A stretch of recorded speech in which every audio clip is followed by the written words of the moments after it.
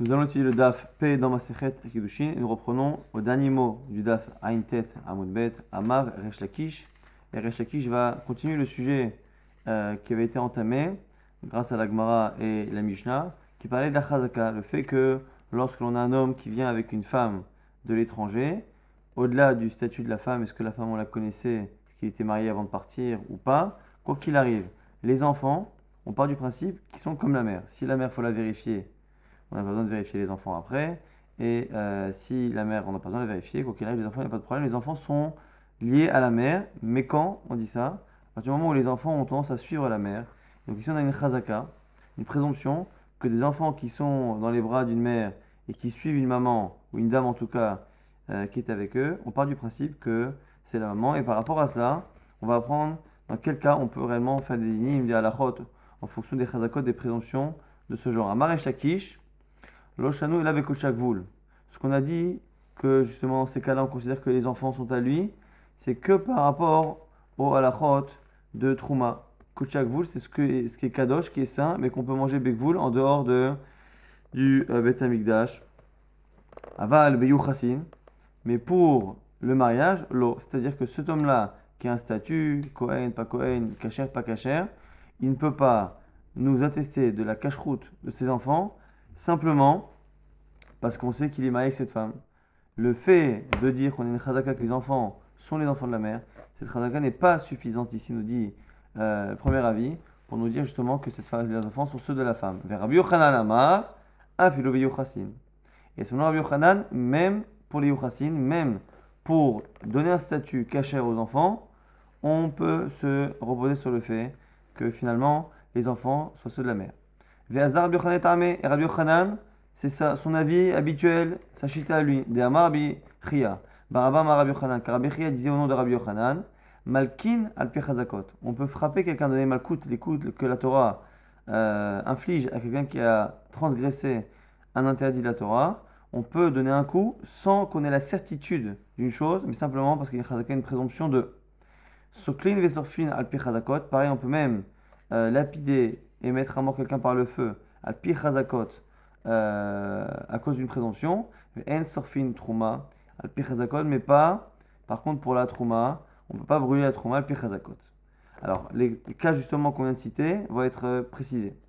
Malkin al Chazakot, quand est-ce que l'on peut donner des coups à quelqu'un de la Torah, al Chazakot sur une Chazaka, qui Rav Yehuda, la Mar Rav Yehuda, c'est comme ce que dit Rav Yehuda, Urzeka Nida Bishchenotea. Alors, c'est pas en général qu'on ait une Chazaka, une présomption que la personne a fauté, ça marche pas. Il faut par contre qu'on ait une certitude, une edoud de deux personnes sur la faute, mais par contre, qu'à un moment donné, dans une des conditions qui sont nécessaires à la sanction, on puisse se rebaser sur une chazaka, c'est ce que pense ici Rabbi Yochanan. C'est-à-dire que cette femme-là, on va être certain qu'elle a fauté, mais en attendant le statut de nida qu'elle a. Comment on sait qu'une femme est nida? En général, les gens ne peuvent pas vérifier. Si ce n'est que Urzeka nida bishchenotea. Et il y a une chazaka qui est nida. Pourquoi?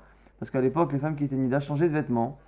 Il y avait souvent des habitudes vestimentaires ou autres habitudes qui étaient différentes au moment où elles étaient nida pour justement que leur mari ne se trompe pas et fasse la différence. Et donc une femme qui s'est habillée comme une femme nida. Et après, on a un témoignage que Bala, que son mari a été avec elle. À ce moment-là, Bala, Loka Alea, Mishum Nida. On a la certitude que son mari a une relation avec elle parce qu'on a deux témoins qui ont vu. Et on avait à la base une présomption qu'elle était nida. Cette présomption peut servir déjà de terrain pour punir cet homme quand on a la certitude qu'il a fauté. Donc c'est ça ici que Malkin al Chazakot. Sokli mais Sorfin al Chazakot, le fait de mettre à mort grâce au Chazakot, qui est des Rabba Baravuna.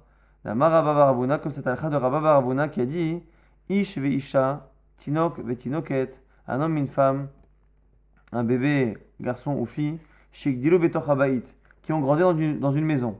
Même si on n'a pas la certitude que la fille est bien la fille du père, que le bébé est bien le fils de la mère. Simplement, on a toujours vu ces enfants grandir à la maison. Donc on a une chazaka, une présomption, que les enfants de cette maison sont les enfants du père et de la mère. Si, à l'âge adulte, on surprend ces gens-là qui ont des relations avec leurs enfants, donc la mère avec le fils ou le père avec la fille, niskalim ze alze. On les met à mort, nisrafim ze alze. Et dans le cas du père et de la fille, c'est srefa. On les met à mort, skila ou srefa en fonction du cas où c'est la mère qui faute ou le père qui faute, mais quoi qu'il arrive, à partir du moment où on a une chazaka, une présomption forte, que ce sont les enfants de ces adultes avec lesquels ils vivent, et qu'on a une certitude qu'il y a une relation, on peut mettre à mort un pire chazakot.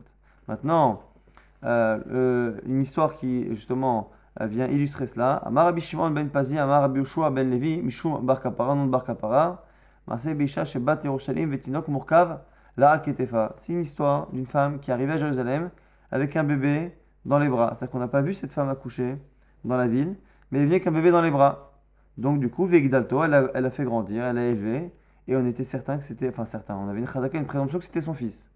Ou Baalea, et à l'âge adulte, il y a une relation, le fils avec elle, le beddin ou skaloum, et à ce moment-là, ils l'ont amené au beddin, et ils les ont mis à mort. Donc on voit ici qu'on est sur la pire chazakot. L'homme ibné pas parce qu'on était certain que c'était son fils, on n'avait pas un témoignage que cette femme-là avait bien accouché un jour de cet enfant.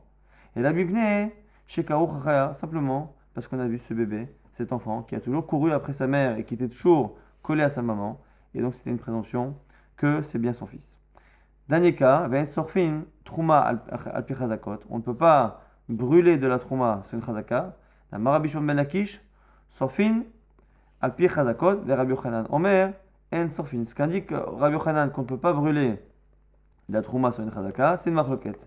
Selon Resh Lakish, on peut brûler un morceau de trouma avec une chazaka qui l'est tamé. Selon Rabbi Yochanan, non. Donc on a bien nos trois halachot. Là on verra dans la suite la marloquette Rabbi Yochanan et Resh Lakish. Mais en tout cas pour l'instant, on a bien les cas qu'on a cités, c'est-à-dire qu'on peut donner malkout, on peut mettre à mort sur une chazaka. Par contre, brûler de la trouma sur une chazaka, c'est une marloquette. Selon Rabbi Yochanan, non. Mais selon Rabbi Shimon ben Lakish, oui. Ve'azdu, les tamaïou, et chacun va selon son avis habituel. Ditna, c'est une Mishnah. Tinok shenimsa, betsad ha'isa. On a un bébé qui est à côté d'un morceau de pain, de pâte, qui est finalement trouma. Et il a un morceau de pain, de pâte, justement dans la main. Rabbi Meir metaher, chachamim metameim. Selon Rabbi Meir, on part du principe que la pâte est kshera. La pâte reste kshera. Et chachamim disent qu'elle est tmea. Comme l'enfant a un morceau de pâte dans la main, c'est qu'a priori il a touché à la grande pâte. Est-ce que la grande pâte est tmea ou pas tmea? Selon Rabbi Meir, elle est théora. Selon Chachamim, elle est tmea. Pourquoi? Parce que l'habitude des enfants était de toucher à tout. À l'époque, les bébés allaient jouer avec tout ce qu'il y avait, toutes les saletés, aller dans la rue, toucher les poubelles, et très souvent, il y avait des animaux qui étaient morts, et donc qui pouvaient être impurs. Donc on part du principe, nous dit ici Chachamim, que les mains de cet enfant sont impures, et donc ils ont transmis l'impureté à cette pâte qui est trouma, et donc cette trouma-là est impure, il faudrait même la brûler. Vavinanba, et la bonne objecte, maïtame, Rabbi Meir. Pourquoi Rabbi Meir pense que la pâte est pure?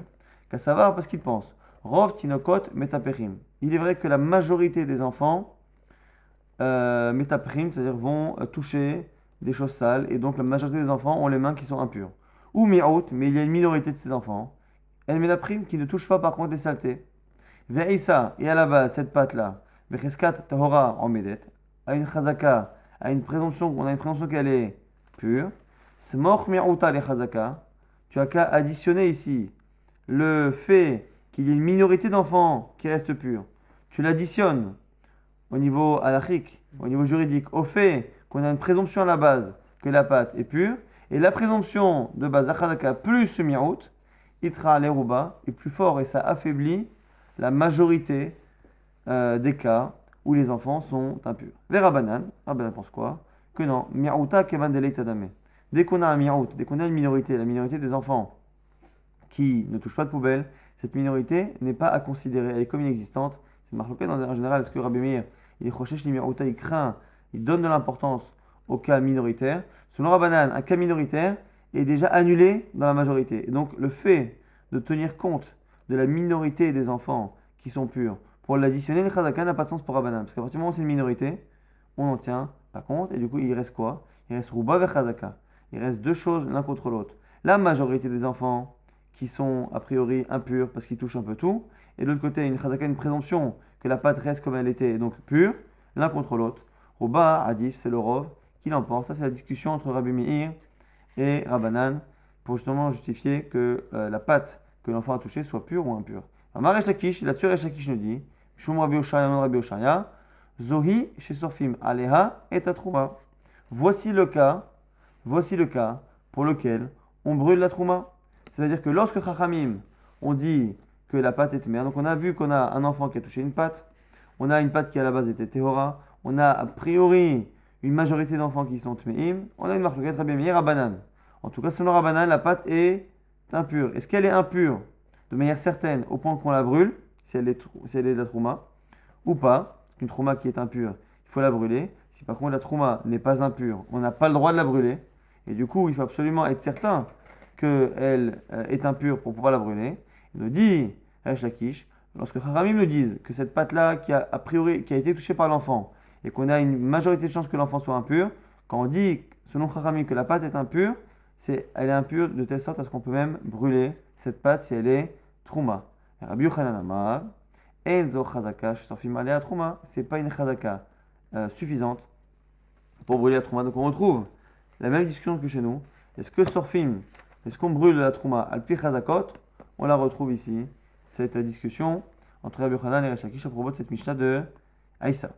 Alors le langage de Rabbi Yochanan nous donne l'impression qu'il y a un cas où oui on brûle sur une chazaka, parce qu'il a dit Enzo chazaka, c'est pas ça la chazaka sur laquelle on brûle la trouma. Comme si dans certains cas il était d'accord. Et là, Enzo chazaka de Rabbi Yochanan shorfim alea. Quelle est la chazaka qui permet parfois de brûler la trouma? Et la trouma qui est c'est une Mishnah. Aïssa betoch habayit. On a une pâte dans une maison, le quai est un peu particulier. Utsvardaim. Et il y a des grenouilles. Shratzin d'abord. On a des animaux qui, lorsqu'ils sont morts, sont impurs. Utsvardaim. Des grenouilles qui, par contre, elles, leur cadavre n'est pas impur. Donc, Shratzim Utsvardaim. Metapelim Sham. Il y a des morceaux de chair de ces animaux qui tombent dans la pâte. Nimseu Chatzichot Ba'isa. Et on trouve des morceaux de chair d'animaux dans la pâte. Et on veut savoir si la pâte, qui justement est trouma, est-ce qu'elle est impure ou elle est pure. Donc si elle est impure, sûr, on peut la brûler. Sinon, on n'a pas le droit de la brûler. Imrov Shratzim. Si la majorité des animaux de la pièce sont des animaux impurs, des reptiles impurs, Tmea, la pâte est impure. Imrov Tzadaim. Si la majorité des animaux de la pièce sont des grenouilles, Tehora, on va selon la majorité. Et ça, c'est le cas sur lequel on va nous dire, selon Rabbi Yochanan, qu'effectivement, dans ce cas-là, on peut brûler Alpi Chazakot. Et la Gemara va confirmer l'avis de Rabbi Yochanan que dans le cas du Tinok, du bébé, on ne brûle pas, même si on a une Chazaka, on ne brûle pas la pâte. Pourquoi? Tanya qui va t'aider Rabbi Yochanan, Marita qui dit comme Rabbi Yochanan, Shne dvarim en baem da'at lishael, ve'asaum chachamim, kema sheesh baem da'at lishael. Avant cela, on va d'abord donner une introduction. Normalement, à la base, dès qu'on a un doute sur quelque chose qui est pur ou impur, on devrait, quoi qu'il arrive, quel que soit le cas, dans une maison ou dans un domaine public, on devrait considérer que dans le doute, c'est pur. On a une exception, c'est lorsque le doute se concerne une personne que l'on peut questionner sur la chose. Lorsque la personne a vu ou a participé à l'action et qu'on peut poser la question à quelqu'un, après la croire ou pas la croire, c'est encore autre chose. Mais dès que l'on peut poser la question et que ça se passe dans un domaine privé, à ce moment-là, on est mahmir. Il n'y a pas forcément de logique, si ce n'est qu'on l'apprend de Nida. Nida, même si ça parle là-bas de relations interdites, là-bas, on dit à la femme, si tu as fauté, tu t'es impurifié. Là-bas, le langage qu'on emploie pour la faute, c'est impurifié. Et quand là, on parle d'impurification, on apprend de là-bas des halachot dans Touma. De la même manière que là-bas, ça se passait, c'était dans un endroit privé, parce qu'a priori, ils se sont isolés pour fauter. C'est un endroit privé. Et ça concerne une personne, la femme, que l'on peut questionner. Est-ce que tu as fait? Est-ce que tu n'as pas fait? Ce que l'on fait d'ailleurs, le Kohen Gadol, le Kohen demande à la femme si elle a fauté. Eh bien, on va apprendre finalement que dans tous les cas de Touma qui se passent dans un domaine privé et qui sont de telle sorte que l'on peut demander à quelqu'un ce qui s'est passé, dans tous ces cas-là, on sera marmir.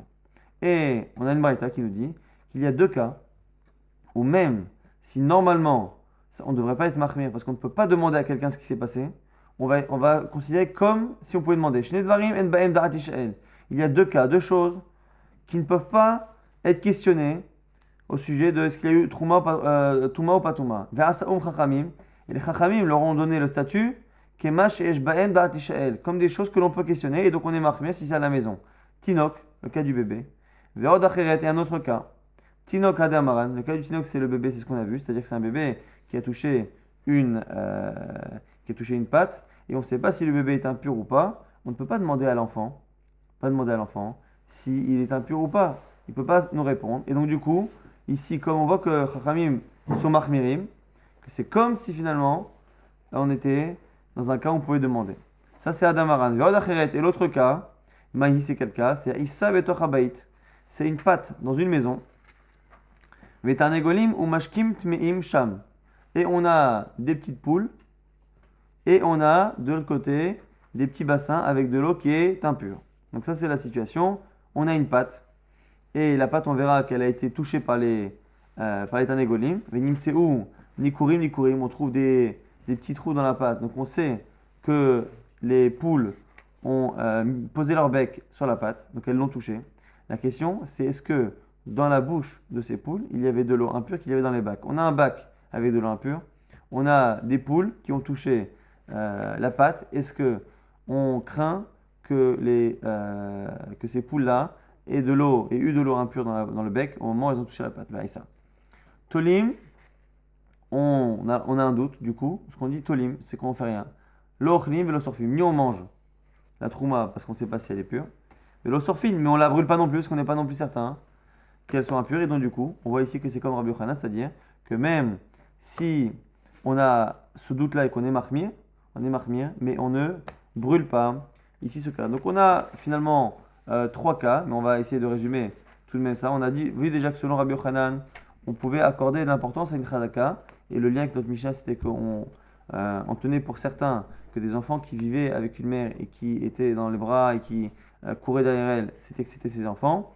À tel point qu'une nida, une femme, que l'on pense être nida, parce qu'on a une chazaka, une présomption qu'elle est à cause de ses vêtements ou de son comportement, si elle a une relation avec son mari, on peut donner malkout. Si on a des enfants qui vivent avec une mère ou avec un père, on a la présomption que ce sont bien des relations parentales, au point que si un jour il y a faute, et on peut mettre à mort les parents. Et dernier cas, Marloket, Rabbi Yochanan et Resh Lakish, est-ce que dans le cas d'un bébé qui a touché une patte, et on a une majorité des enfants qui en général ont les mains qui sont impures, est-ce que dans ce cas-là, on craint que la pâte soit impure au point qu'on la brûle ou pas? Selon Rabbi Yochanan, on ne la brûlera pas.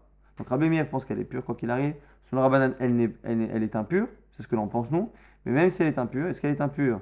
Et que si c'est de la trouma, on la brûle ou pas? Selon Rabbi Yochanan, on ne la brûlera pas. Selon Resh Lakish, on la brûlera. Pareil pour le cas avec les tarnégolim, avec les poules. Et le cas par contre où il sera d'accord, Rabbi Yochanan, que l'on va brûler, c'est dans le cas où c'est une pâte dans laquelle il y a des morceaux d'animaux et que la majorité des animaux de la pièce sont des animaux qui sont impurs. Dans ce cas-là, il sera d'accord Rabbi Yochanan qu'on pourra brûler en fonction de ce rov et cette radaka. Maintenant, par rapport à cette histoire des poules, rappelez-vous, on avait donc des poules, une pâte qui a été touchée par les poules et de l'autre côté un bassin avec de l'eau impure.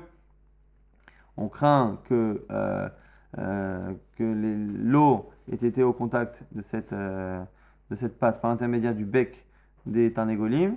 Maintenant, on a dit qu'on ne brûlait pas sur ça et ça confirmait la vie de Rabbi Yochanan. Et là-dessus, Amar Rabbi Yoshua ben Levi, Lo shanu, et là, bemashkim levanim.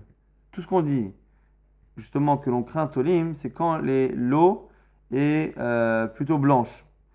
Aval mashkim adumim. Si l'eau est rouge, dans ce cas-là, c'est différent. La pâte est pure. Pourquoi? Imita des nakir, midaïdia. Parce que si la poule avait bu de l'eau et que l'eau avait touché la pâte, on aurait trouvé du rouge sur la pâte. La Gemara dit, mais c'est pas vrai. C'est pas vrai, même un liquide, ça a tendance à se mélanger dans la pâte. La Gemara dit, Vedilma, ou l'artine ou aïssa. Mais qu'est-ce qu'il raconte Rabbi Yoshua ben Levi? Peut-être que l'eau même rouge, elle peut s'introduire dans la pâte, se mélanger et s'y fondre. Rabbi Yochanan nous précise. Shamar berebi ou pirusho lo shamar. Ici, on a entendu cette halakha de Rabbi Yoshua ben Levi, mais la raison qui a été donnée après n'a pas été entendue. Donc la raison, on peut la corriger. Rabbi Yoshua ben Levi, ce qu'il a dit, c'est sûr que c'est vrai, on s'y tient. Mais par contre, la raison n'a pas été donnée par Rabbi Yoshua ben Levi, c'est l'élève qui l'a entendu, qui lui-même l'a donné. Et donc, nous, on va un peu modifier. Et on va dire que l'oshano, et là, bemashkim tslulim, c'est pas blanc et rouge, c'est ce que c'est un liquide qui est translucide, transparent, ou un liquide qui est foncé, qui est opaque.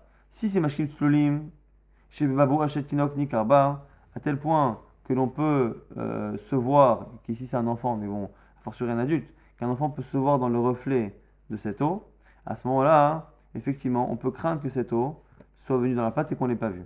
Aval mashkim achurim, mais si les mashkim, si les eaux, quelle que soit la couleur, mais sont opaques, sont sales, à ce moment-là, on les retourne dans la pâte, l'eau, effectivement. Là, par contre, une eau qui est foncée et qui est opaque, cette eau-là, on devrait retrouver des traces dans la pâte. Si l'eau était opaque, à ce moment-là, effectivement, si on n'a pas de traces dans la pâte, on est certain qu'elle soit pure. Donc, c'était juste pour terminer cette histoire des Tarnegolim.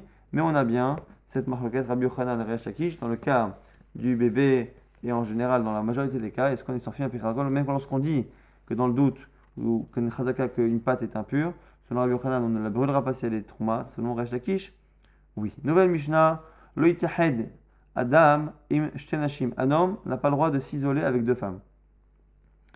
Aval isha achat mitachedet im shne anashim. Mais l'inverse est possible, c'est-à-dire qu'une femme a le droit de s'isoler avec deux hommes. Ici, on va parler de l'histoire de Yichud, l'interdit qu'un homme ou qu'une femme a de s'isoler avec une personne avec qui la relation est interdite, de s'isoler dans une pièce enfermée. Donc, un homme ne peut pas s'isoler avec deux femmes, mais une femme, oui, avec deux hommes. On verra pourquoi. Rabbi Shimon Omer, Af Ishechad Mitached Im Shtenashim. Rabbi Shimon pense que dans les deux cas, c'est autorisé. Un homme avec deux femmes, comme une femme avec deux hommes. Et ce qu'il nous dit par contre, c'est Bisman chez Ishtoa Imo, dans le cas où sa femme est avec lui.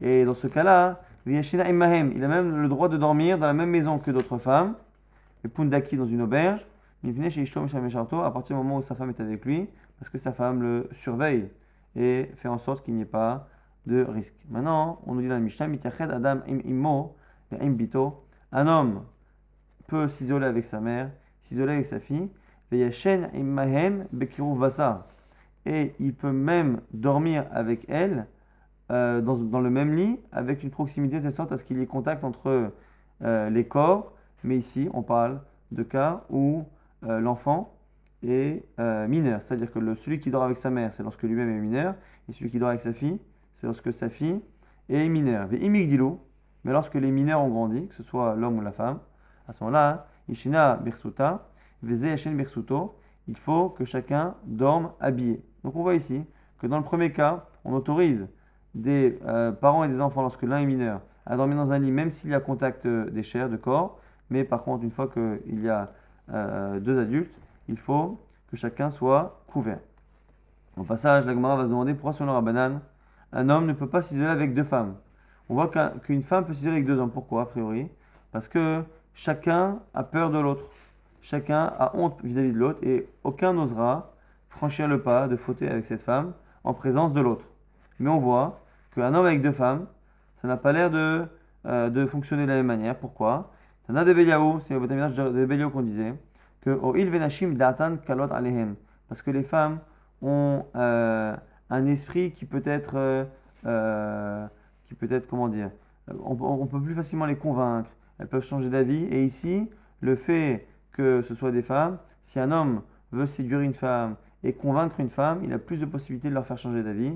Et du coup, il est plus possible qu'une femme réussisse à fauter devant une autre femme parce que la droiture d'esprit de l'autre femme en face n'est pas certaine. Il se peut qu'elle-même soit séduite par la situation et donc on n'est pas certain que la présence d'une autre femme va empêcher la seconde de fauter. Maintenant, au passage, la Gemara se demande d'où on sait que c'est interdit de s'isoler avec des personnes interdites aux relations. La Torah a interdit les relations. Elle n'a pas interdit a priori de manière explicite de s'isoler. Mais Nan Emile, d'où on sait tout cela? Ma Rabbi Yochanan. Rabbi Yochanan nous dit Mishum Rabbi Shmael, Rabbi Shmael. Remez, le Yichud Minatora Minayin. D'où on sait qu'on a un remez, une allusion. Et là, ici, on va du coup tomber dans une grande marloquette dans les Rishonim. Est-ce que le Yichud, le fait de s'isoler avec une femme qui est interdite, est-ce que c'est interdit par la Torah ou est-ce que c'est interdit par les sages? Et on a juste trouvé ici un remez. Parce que ici, vous allez voir que l'allusion dans la Torah n'est vraiment qu'une allusion. C'est ni un pshat, ni même un drash. C'est un remez, c'est vraiment très éloigné du sens premier du texte. Et donc, du coup, on va avoir de marloquette dans les Rishonim. Est-ce que finalement c'est une source qui est assez forte pour avoir un din de halakha de la Torah, ou simplement des Rabbanan. Remez Yechud Minatora Minei, dont c'est une allusion à l'intérieur de Yechud Minatora, c'est marqué chez Neymar au sujet de la Torah qui dit, tu sais, si un jour ton frère vient te persuader de servir des idoles, qui est sitecha achecha ben imecha, lorsque va te convaincre ou va t'entraîner achecha ton frère, ben imecha, le fils de ta mère. Alors du coup là-bas on parle vraiment d'un messite, la Avodah Zara, ça n'a rien à voir avec Yichud. Mais la Gemara se pose la question, ben em messite, ben aveno messite. Pourquoi on me dit que c'est le fils de ma mère, donc le frère qui est le fils de ma mère qui va m'entraîner à faire Avodah Zara? Pourquoi le fils de ma mère et pas aussi le fils de mon père? Est-ce qu'il n'y a que les frères maternels qui incitent à faire Avodah Zara et pas les frères paternels? Et la Lom Alecha, c'est pour le lire à part et faire un remèze ici. Ben mitiached aimimo, c'est ben imecha. Il faut déconnecter cela du reste du verset et dire ben, un fils, imecha, il peut être avec sa mère. Ben mitiached aimimo, et par contre, va sourd et tiached. Du coup, on peut même faire une déduction que si on nous précise que le fils peut s'isoler avec sa mère, c'est que par contre, il ne peut pas s'isoler avec toutes les autres arrières de la Torah. Donc on a ici une lecture qui est déjà un remèze, et à partir de cette lecture-là, qui est déjà une sorte de drache ou de remèze, on fait une déduction à l'envers. Puisqu'on a une partie du texte qui paraît un peu superflue de dire que c'est le frère maternel, le fils de la mère, qui m'incite à faire Avodah Zara, c'est pour m'apprendre qu'il n'y a que le fils qui peut s'isoler avec la mère et pas les autres. Donc on est vraiment loin. Du coup, la Gemara même dit, nous, ça c'est le remèze. Pacheté d'écran, mais maïktiv. Explique-moi d'abord le pshat. Pourquoi la Torah, effectivement, m'a précisé que c'est le frère maternel. La question est légitime. Frère maternel, frère paternel, c'est pareil. Amar Abaye, c'est pour t'apprendre un chidouche. Lo mi baya kama. Non seulement, c'est le principe du non seulement, c'est-à-dire lo mi baya ben avdesanele ve'ayet le'aitzotra. Je ne te parle pas de ton frère paternel qui t'incite. Pourquoi? Parce que lui, il a tendance à avoir une concurrence. Les sanele, vous vous détestez en général. Pourquoi? Parce que les frères paternels sont en concurrence au sujet de l'héritage futur du père.